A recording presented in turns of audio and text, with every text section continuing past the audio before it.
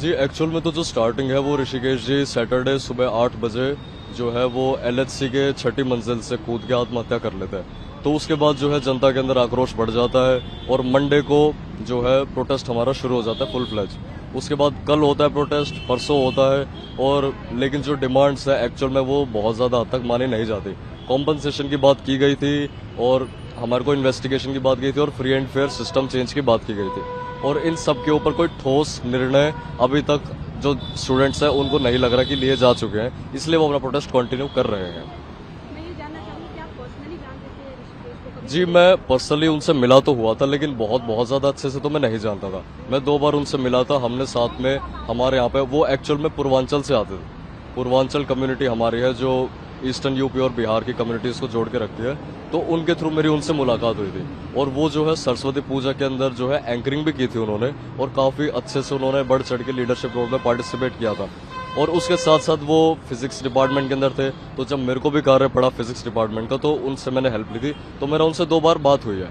वो काफ़ी helpful nature के तो सब कुछ था, लेकिन एक बहुत ज़्यादा अच्छे से बातचीत नहीं हो पाई थी हमारी कि मैं बहुत ज़्यादा पर्सनली जान पाऊँ उनको। क्या आपको उनके मेंटल स्ट्रगल के बारे में पता था जो वो फेस कर रहे हैं या फिर आपको बाद में पता चला? तो क्या जब उनका देहांत हुआ तभी एक्चुअल में पता चला कि कैसे है, क्योंकि जब वो मेरे से मिले थे तो वो बिल्कुल नॉर्मल एक जो व्यक्ति होता है और बल्कि अच्छा लीडरशिप स्ट्रांग पर्सनैलिटी वाले व्यक्ति होते हैं उस टाइप के ही थे।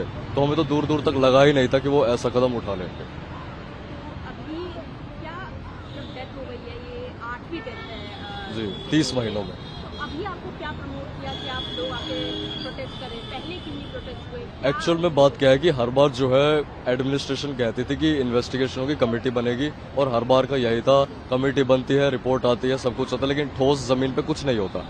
और अब जो है स्टूडेंट कह रहे हैं रेजिग्नेशन दो और ये सब कुछ करके और तुम हटा दो इन लोगों को, लेकिन ये भी जो है समाधान नहीं है। स्टूडेंट्स भी अब धीरे धीरे समझ रहे हैं कि रेजिग्नेशन अल्टीमेटली क्या करेगा कि जो एलिट्स है उनको तो आपने रिप्लेस कर दिया, लेकिन अंदर का सिस्टम अगर वही है तो कोई समाधान नहीं आएगा। क्योंकि भगत सिंह जी ने भी एक काफ़ी फेमस उनका एक कोट है कि तुम आज़ादी ले लोगे लेकिन गोरे सांप के बाद भूरे सांप आ जाएंगे। तो इसका अर्थ यही है कि आप एलिट्स को तो चेंज कर दोगे लेकिन जो सिस्टम है वो सेम रहेगा, तो आपका एक्सप्लॉयटेशन चलता ही रहेगा। कल गोरे थे, आज भूरे आ गए, परसों हरे नीले काले पीले सब आते रहेंगे और ये चलता रहेगा और ये प्रोटेस्ट चलते रहेंगे। 1-2 साल बाद फिर कुछ होगा और हम वापस ऐसा ही कुछ कर रहे होंगे। आप सिस्टम की बात कर रहे हैं, मैं जानना चाहूंगी क्या सिस्टम ऐसा है जो प्रमोट कर रहा है बच्चों को ऐसे ऐसे कदम उठाने? देखिए, डायरेक्टली तो ऐसा कुछ नहीं है कि कोई चाहता है कि बच्चे सुसाइड करें।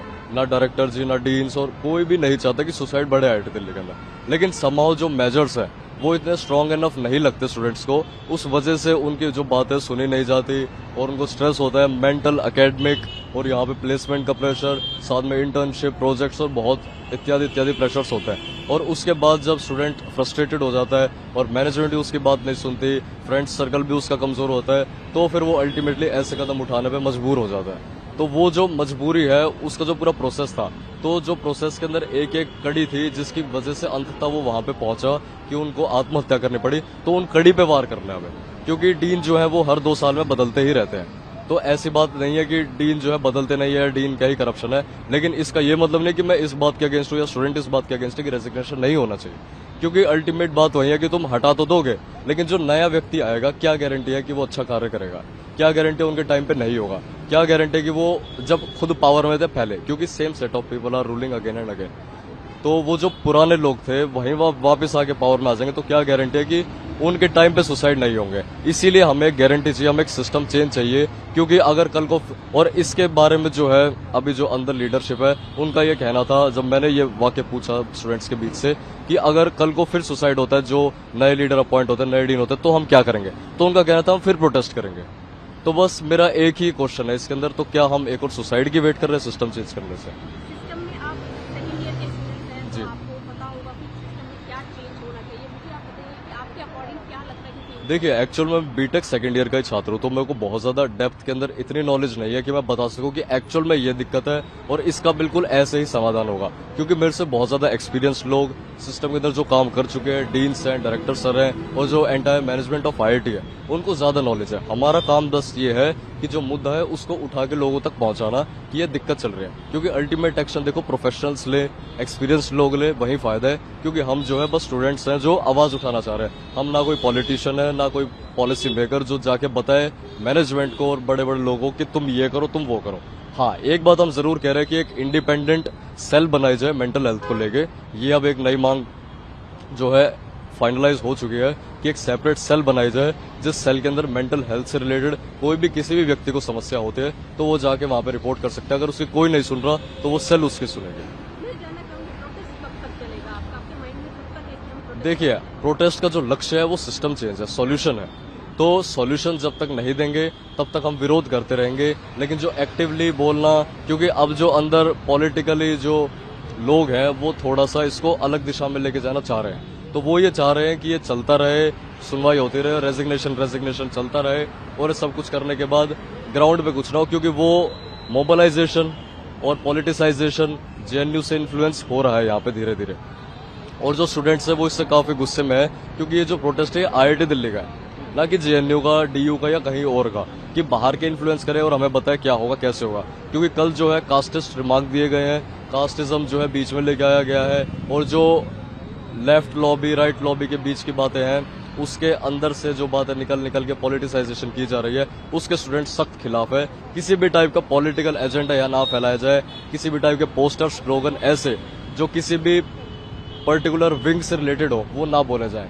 लेकिन ये जेएनयू के थ्रू जो इन्फ्लुएंस आ रहा है, इस वजह से थोड़ी सी दिक्कतें शुरू हो गई है। तो स्टूडेंट्स भी जो है अब गुस्से में आ रहे हैं और प्रोटेस्ट के अंदर जो यूनिटी थी वो धीरे धीरे डगमगा रही है। तो ये एक वन ऑफ द रीजंस है जो आगे देखते हैं कि क्या होता है एक्चुअल में। मैं लास्ट क्वेश्चन पूछना चाहूंगी आपको, एडमिन के जिस तरीके से एक्शन लिए गए उसको देखकर क्या कहना चाहिए, क्या आप संतुष्ट है कि वो सही डायरेक्शन में जा रहे हैं? देखिए, कॉम्पनसेशन की बात है तो कॉम्पनसेशन के लिए ठोस कदम कहा गया है कि हम देखेंगे, पब्लिक फंड रिलीज किया जाएगा ऐसा, लेकिन ऐसे कोई लिखित के अंदर एक ठोस कदम अभी तक के लिए नहीं कहा गया कि 1 करोड़ कम्पनसेशन दे दिया जाएगा। इंडिविजुअली जैसे मैं बता रहा था, पूर्वांचल ग्रुप जो कम्युनिटी थी उनसे जुड़े हुए थे ऋषिकेश जी, तो पूर्वांचल ग्रुप ने खुद वॉलंटियर किया है कि हम जो है अपना फंड खुद बनाएंगे और माता श्री जो है उनको पहुंचाएंगे। तो ये अभी तक के गारंटी के अंदर किया है कि हाँ, पूर्वांचल जो है सपोर्ट करने के लिए तैयार, उन्होंने कह दिया कि हम सपोर्ट कर देंगे।